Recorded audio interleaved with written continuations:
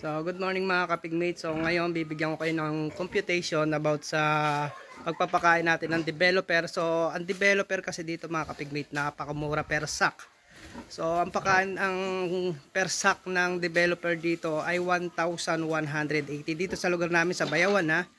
1,180. Tapos sa pure feeds naman mga kapigmate, halimbawa lang natin sa grower dito sa lugar namin 1,985. So ang layo ng lamang, 'di ba?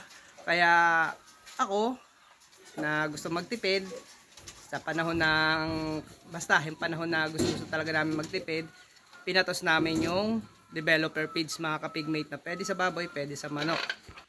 Ang mali lang mga kapigmate ay yung resulta. Napakapangit ng resulta nung nag-developer feeds ako mga kapigmate. Kasi ang ginawa ko noon, dahil mura nga per sack ng developer feeds, ang ginawa ko, kung gaano karami ang kailangan ng inahin, binibigay ko lahat. Yung hanggat gusto niya pa kumain yung talagang masasabi kong busog na, binibigay ko.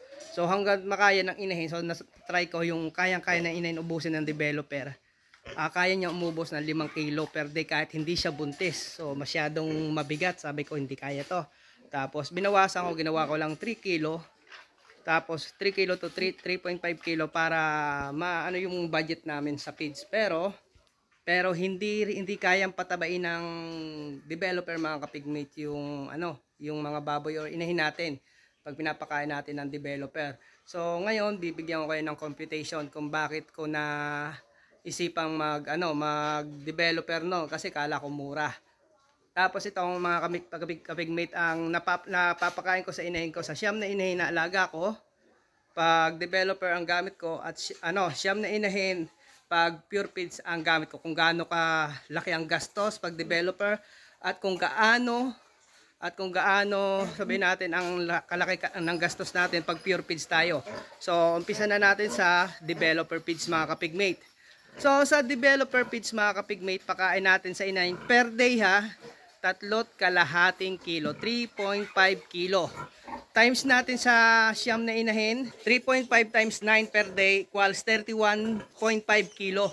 Sa sa isang araw lang yung mga kapigmate ha, 31.5 kilo sa isang araw sa lahat ng alaga nating inahin. Tapos times naman natin yung 31.5 kilo sa 30 days.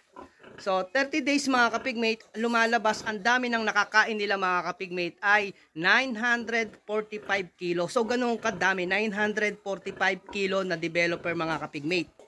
So sobrang dami mga kapigmate. Tapos i-divide natin yon sa 50 kasi ang kada isang sako mga kapigmate ay 50 kilo. So 945 times divide 50 equals 18, mahigit 18 kilo, 18 sack mahigit.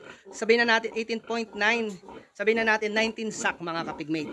19 sack per month. 19 na sako sa loob ng isang buwan.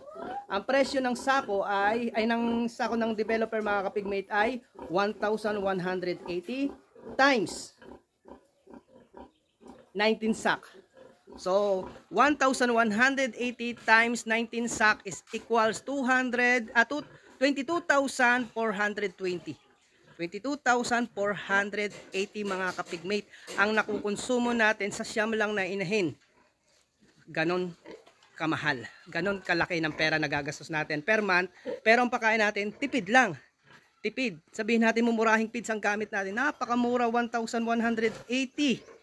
Ikumpara natin sa 1,985 na feeds na pure feeds. So napakalaki ng diferensya, 'di ba? Sa presyo pa lang per sack, napakalaki. Sabihin natin na mas makakatipid tayo kung sa developer tayo, pero mali mga kapigmate. So ngayon, bibigyan ko naman kayo ng computation para sa pure feeds na Pigrolac. So sa Pigrolac, bale 4 na taon ko nang itong paulit-ulit lang na ginagamit. Nag-change lang ako ng ibang feeds, pero balik na naman tayo sa Pigrolac. So, ang pakain ko mga kapigmate sa inahin ko, so hindi ako gumagamit ng gestating. Sa lactating, depende sa pagkakataon kung bakit ako gumagamit ng. Pero mas gusto ko pa rin gumamit ng lactating sa mga inahin ko, pero bibihira. So kasi ginagamit ko lang lactating mga kapigmate, pang kondisyon, dagdag pang pabilis lumandi sa inahin, kaya ako gumagamit ng lactating. So, ganito naman mga kapigmate. So, dito naman tayo sa Pure Feeds na Pigrolac mga kapigmate. Ang pakain natin sa kada isang inahin natin, dito sa kada isang inahin natin, 1.5 kilo kada isang inahin yan ha. Siyam na piraso yan. 1, 2, 3, 4, 5, 6, 7, 8, siyam. 1, 2, 3, 4, 5. Ito yung isa nakatago. 5, 6, 7, 8, 9. O, siyam na piraso yan mga kapigmate ha. Siyam na sako. Sabihin natin siyam na sako. Siyam na inahin. So sabihin natin na 1.5 kilo times 9 kasi siyam sila. So umano lang tayo. Lumalabas lang mga kapigmate na 13.5 kilo per day ang nakukonsumo nila sa Pure Feeds na grower. So ikumpara natin dun sa developer, 31.5 kilo yung developer natin. Sa grower naman natin, 13.5 kilo lang per day ha. Per day yung 31.5 kilo ng developer. Per day din ay 13.5 kilo. So mga kapigmate, saan tayo nakakamura? So pagbasyan natin yung dami ng pakain. So gaano karami? Times 2, di ba? Times 2 mga kapigmate. So sa dami ng kain ng inhain 31.5. Sa naman sa developer naman mga kapigmate na pakain ay sa developer. Sa Pure Feeds naman 15.5 lang per day. So yung per day na yon 13.5 i-times natin sa 30 days. So 13.5 times 30 equals 405 kilo. So 405 kilo mga kapigmate sa ang monthly na naiko-consume natin na feeds sa ating mga inahin pag naka Pure Feeds tayo na grower na Pigrolac. Tapos i-divide naman natin yung 405 sa 50. Kasi sa isang sako ay may 50 kilo. So gawin natin 13.5 405 divided by 405 divided by 50 ganon. Hatiin natin sa 50. So ilang sako lang mga kapigmate ang nakukonsumo? 8.1 sak. O sabi 8.1 lang mga kapigmate na sako. Sabi natin yung total na natin na 8 sako lang per month. So sa 8 sako mga kapigmate, ang sako ng grower feeds dito na Pigrolac ay 1,985 per sak. Times natin sa nakonsumo natin na 8 sak. So sabihin natin na sa 8 sak, 8 times 1,985 is equals 15,880. So mga kapigmate, 15,880 Pure Feeds. Pure Feeds na tayo ha. Pure Feeds. 15,880 per month. Yun po ay yung pagpapakain natin yon sa mga hindi buntis, ay sa mga buntis or hindi buntis. 18 sak lang mga mga kapigmate. 8 sak lang mga kapigmate. Pero pag may nagpapadede yan, magdadagdag lang tayo ng isang sako. So sabihin natin na yan 15,880 total na gastos natin sa loob ng isang buwan sa siyam na inahin kung Pure Feeds tayo. Ikumpara natin doon sa naka-developer tayo mga kapigmate na 22,420 mga kapigmate. 22,420. Tingnan nyo ang kaibahan. 22,000 sa developer natin per month. Sa grower feeds naman natin ay 15,880 lang mga kapigmate. So yun. Sa dami ng pakain mga kapigmate, kalahati lang ng Pure Feeds ang nakakain nila. Kalahati lang ng dami ng developer ang nakakain pag Pure Feeds. Sabihin natin 945 kilo per month sa developer, 405 lang. 405 kilo lang pag naka-grower feeds tayo.